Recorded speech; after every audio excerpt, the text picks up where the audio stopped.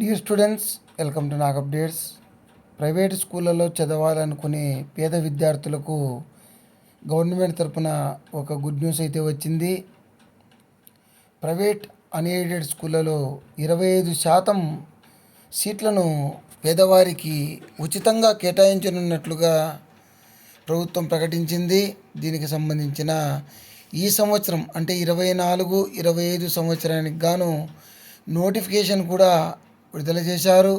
దీని గురించి వివరంగా తెలుసుకుందాము.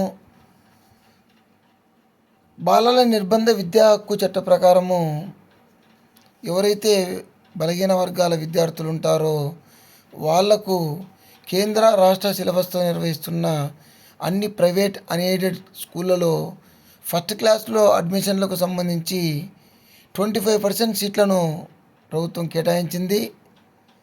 దీనికి సంబంధించిన జీవో కూడా విడుదలైంది. 2024-25 సంవత్సరానికి సంబంధించిన షెడ్యూల్ను కూడా విడుదల చేశారు. సోమవారం నోటిఫికేషన్ విడుదలైంది.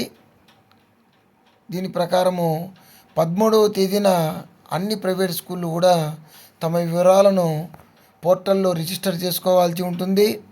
అంటే ఎన్ని సీట్లు వాళ్ళ పాఠశాలలో ఎన్ని సీట్లు ఉన్నాయి ఫస్ట్ క్లాస్కి, వాటిలో 25% సీట్లు ఎన్ని ఉన్నాయి అనేది పోర్టల్లో ఇవ్వాల్సి ఉంటుంది.